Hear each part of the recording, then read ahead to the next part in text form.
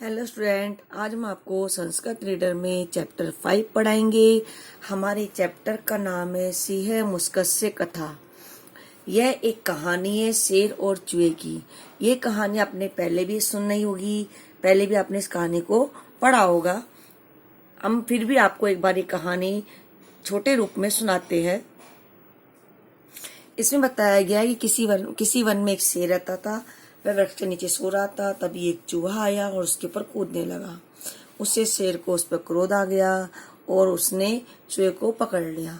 तब उस चूहे ने कहा, यदि तुम मुझे छोड़ देते हो तो मैं तुम्हारी सहायता करूंगा। यह सुनकर शेर जोर जोर से हंसने लगा और बोला कि तुम छोटे से मेरी क्या सहायता करोगे। लेकिन शेर को उस पर दया आ गई तो उसने उसको छोड़ दिया। कुछ दिनों बाद एक शिकारी आया। उसने वहां पर जाल बिछाया। उस जाल को बिछाकर वो चला गया। तभी वो शेर उस जाल में फंस गया। अब उस शेर ने उस जाल से निकलने की बहुत कोशिश की, लेकिन वो निकल नहीं पाया। अब वो जोर जोर से चिल्लाने लगा। उसकी आवाज को सुनकर वो चूहा वहां आ गया और उसने अपने दांतों से जाल को काट दिया। शेर आजाद हो गया। फिर उसके बाद जो शेर का जो घमंड था वो चूर चूर हो गया और उसे समझ में आ गया कि संसार में कोई प्राणी छोटा नहीं होता है, सबका अपना अपना महत्व होता है। तो इस पाठ को हम पूरा पढ़ेंगे। देखिए, कस्मिंचित वने एके सिंह वसत। किसी वन में एक शेर रहता था। एकदा सह वृक्षस्य अद्य सुप्ते आसी। एक बार वह वृक्ष के नीचे सो रहा था। तदा एके मुस्के आगत्य। तभी एक चूहा आया। तस्से ऊपरी अकूदते। और उसके ऊपर कूदने लगा। ये ने सिंह प्रबुद्ध अभवत। जिससे कि वो शेर जाग गया। किसी वन में एक शेर रहता था। वह वृक्ष के नीचे सो रहा था। तभी एक चूहा आया और उसके ऊपर कूदने लगा। चूहा आकर उसके ऊपर कूदने लगा, जिससे वो शेर जाग गया। सह मुस्काए अक्रोधियत। वह चूहे पर बहुत अधिक क्रोधित हुआ। कौन? शेर। वह चूहे पर बहुत अधिक क्रोधित हुआ। सह मुस्काए अक्रंदत अवदत। वह इसके बाद चूहा रोने लगा और बोला। चूहा रोने लगा और वह बोला, भुवनराज, हे वनराज, मई दया करो, मुझ पर दया करो। हे वन के राजा, मुझ पर क्या करो, दया करो। उचित समय अहम अपि तव सहायता करिष्यामि। मैं भी उचित समय में तुम्हारी सहायता करूंगा। मतलब तुम मुझे छोड़ दोगे तो मैं तुम्हारी सहायता करूंगा। एतत् श्रुत्वा सिंह ऐसत। यह सुनकर शेर हंसा। परम दया से मुस्कम अमुचत। परंतु दया करके उसने चूहे को छोड़ दिया। ठीक है, एक बार हिंदी रिपीट कर रही हूं। किसी वन में एक शेर रहता था। एक बार वह वृक्ष के नीचे सो रहा था।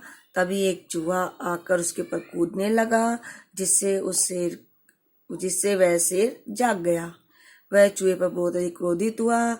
तो वह चूहा रोने लगा और बोला, हे वन के राजा, मुझ पर दया करो।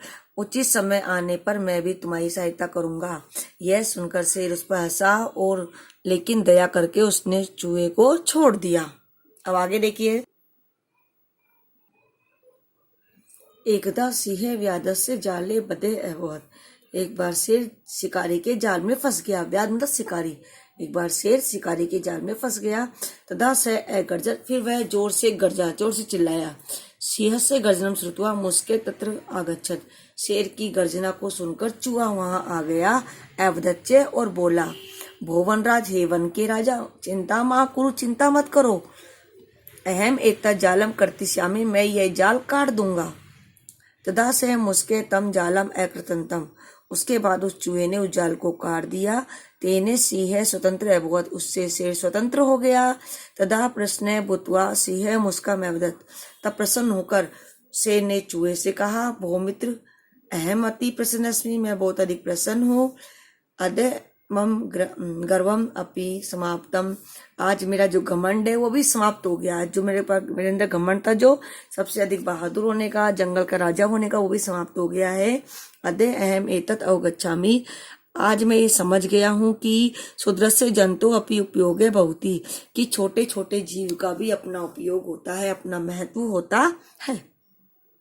ठीक है, दोबारा रिपीट कर रही हूँ, ओनली हिंदी।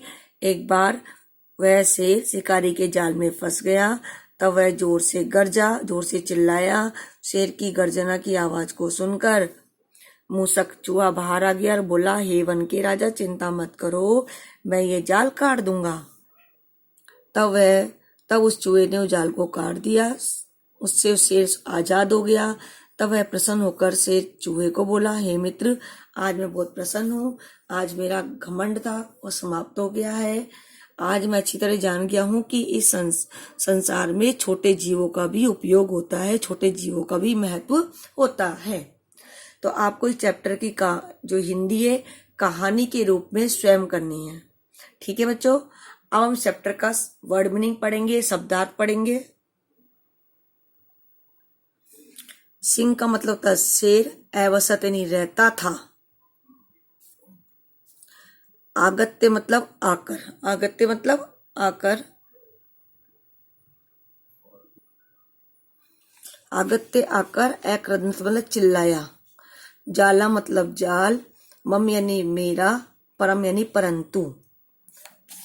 कस्मिंचित किसी एक स्थान पर, कभी किसी एक जगह, एकदा नहीं एक बार, कूदत यानी कूदा, अवदत मतलब बोला, बदे मतलब बदा हुआ, गर्व मतलब घमंड, गर्जना मतलब दहाड़ना।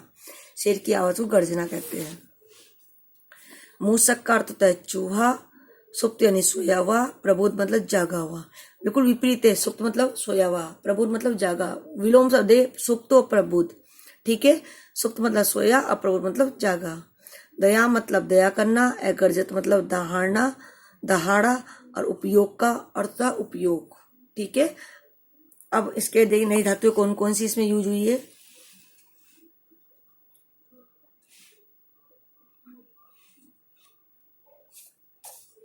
क्रोध यानी क्रोधित करना, और कर्त मतलब काटना, क्रय मतलब करना, और मुच मतलब छोड़ना, मुक्त करना, स्वतंत्र करना।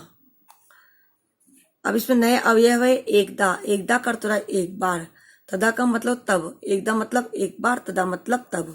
अधे का अर्थ होता है नीचे, मायनी मत, ये अव्यय वर्ड है। अव्यय किसे कहते हैं?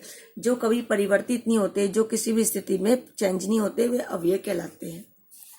ऊपरी मतलब ऊपर, और अधे का मतलब नीचे। ठीक है, एकदम मतलब एक बार, तदा यानी तब, अधे का मतलब नीचे, मा यानी मत, ऊपरी मतलब ऊपर, और अधे का अर्थ होता है आज। तो आज के लिए हमारा इतना ही काफी है। अब अगले वीडियो में हम इसके क्वेश्चन आंसर्स आपको कराएंगे। तो आपको इस चैप्टर का अनुवाद और इसके वर्ड मीनिंग स्वयं करने हैं। अनुवाद को आप कहानी के रूप में लिख सकते हो।